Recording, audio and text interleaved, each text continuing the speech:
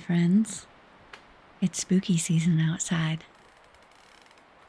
The wind is blowing, the leaves are rustling and falling to the ground. Are you ready for a ghost story? I was raised on a steady diet of light horror. My mom loved 80s horror movies like Freddy Krueger and The Lost Boys. I myself am a voracious reader.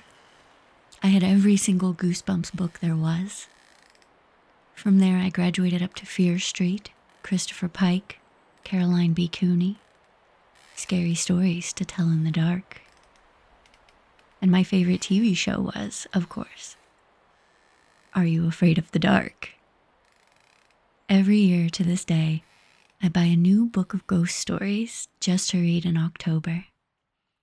My engine has been primed for good, spooky ghost stories since the day I was born. Now, I'm not here today to debate whether ghosts are real or not, what they are or what they aren't. What I will do, however, is share some experiences that I can't explain that happened right here in town. Is Bremerton haunted? Have a listen and decide for yourself.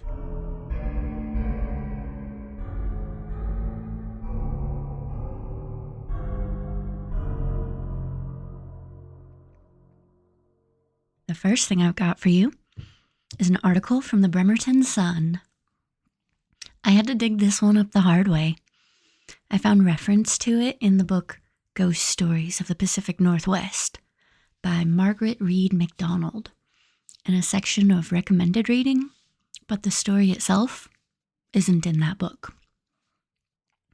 I had to march my butt down to the microfiche at the library to get the actual story.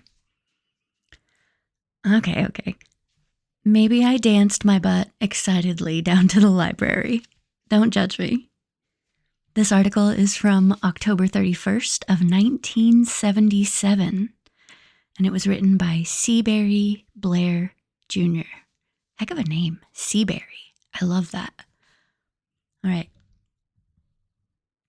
Quote, "There's the story of a Bremerton resident whose mother called from home, wondering who had left the steaming cup of coffee on the kitchen counter. This resident lived alone and had left for work at least 3 hours earlier. Coffee gets cold in 3 hours, yet there, on the counter, as if someone or something had left the kitchen to answer a phone or run a quick errand, was a hot cup of coffee. A prank, you say? Possibly. But all the doors and windows were locked. Nobody but the mother and the resident had a key to the house.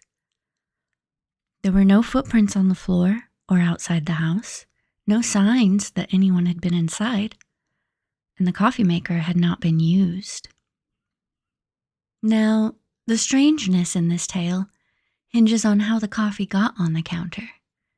Under normal circumstances, or in average houses, it wouldn't be impossible for someone to break into the house and place the coffee there, for motives difficult to imagine. But these were not normal circumstances, and this is not an average house. The resident, you see, was a Bremerton police officer, and law enforcement officials, as everyone knows, aren't likely to leave their houses unlocked, and would probably recognize immediately whether the house had been entered. And, says this police officer, nobody was inside that house." End quote. So, what do you think? Did someone pull a prank on the unsuspecting mother? Was she herself pulling a prank on the police officer? Or was it something more complicated than that, like a time slip? Ooh, remind me next year to tell you my story about the morning that my dad didn't make coffee. But This year, the story I am going to tell you, it happened, the year would have been maybe 1998. I was in middle school, 7th grade, I think. Britney Spears was new, as were my braces. I was in so deep on the Backstreet Boys. I may or may not have been wearing a pair of overalls with like one shoulder strap undone and tossed back over my shoulder. I made friends with a girl who was at my bus stop. We'll call her Marie. It turned out Marie lived across the street from me. So we planned a very teenage sleepover. Music, pizza, lots of talking about boys. Probably Backstreet ones. All right. The planned evening arrives and I troop across the street with my bag full of CDs, blankets, a toothbrush, and my favorite teddy bear. We make camp on the couch in the living room. I learned Marie had web TV. So if we wanted to get online, to see what Nick Carter was up to, we had to use her television and a keyboard. It was wild. The lawless days of the early internet. She introduced me to her dog, Ginger. Ginger had a brindled brown coat and warm, sweet eyes. She was well behaved and always listened to Marie. I come from a family of cat people, and I had never been around dogs before, so the fact that Ginger was well trained put me at ease. We called up pizza time and ordered the biggest pizza we could afford with the $20 bill that Marie's mom had left on the table for us. Marie turned the front porch light on, awaiting the delivery guy. There was a big window that looked directly on the porch from the living room, so we could see when the pizza arrived. It turned out our coupon was expired, but the pizza guy was kind, and he let us use it anyway. The early part of the night was standard fare, playing music, debating the lyrics, eating the pizza, talking about cute boys. Lots of giggling.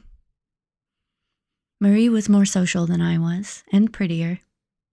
She had started hanging out with boys, and I was fascinated by everything she had to say about it. We hit a lull in the conversation. We were both sitting on her couch, pizza finished. The world felt slow and quiet. It was late. We were tired, but as teenagers, we could never admit that. Ginger was curled up, snoozing in the recliner chair over by the door. Until, all of a sudden, she wasn't. She snapped awake, marched over to the front door, and started growling. Marie tried calling the dog back, but Ginger wasn't listening. Her body was tight like a spring. Her ears were pricked up, and she sat like a guard dog, looking through the glass on the front door, out onto the porch. We could see the porch through that big window. Marie never turned the light off after the pizza guy left. We both leaned over and looked. No one was there. We exchanged puzzled looks with each other. Ginger's growl cranked up a notch, and she turned away from the front door, slowly walking into the middle of the living room. Her eyes locked on something ahead of her. She sat down in the middle of the rug and looked up, as if she was looking up at someone. And then she started barking. Not like a little warning bark, but like aggressively barking. Marie tried to call to Ginger again, and she was completely ignored. At this point, I felt afraid, rooted to my seat on that couch. Ginger barked and barked, staring up at nothing. And then, as quickly as she had started, she stopped. She dropped back down to a growl and slowly walked to the front door. When she reached the door, she sat down and stared out of the glass again. After a few moments, she stopped growling, turned around, returned to the recliner chair like nothing had happened, curled up in a ball, and went back to sleep.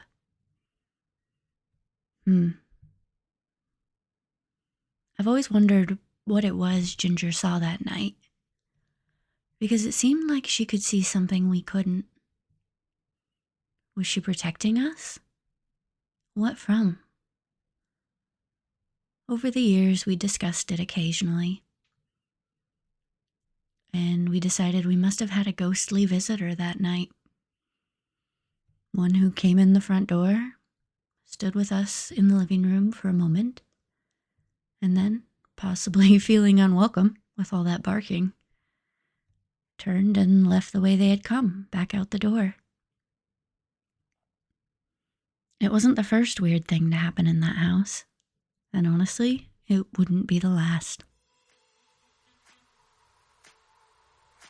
So, what do you think? Is Bremerton haunted? I think so. Don't forget to share your Bremerton ghost story with me, either at the Bremelore website or by leaving me a voice message. And while you're there, you can check out the blog to see the Kitsapson article, as well as links for other podcasts and shows telling Bremerton's spookiest stories. Happy Halloween, my friends.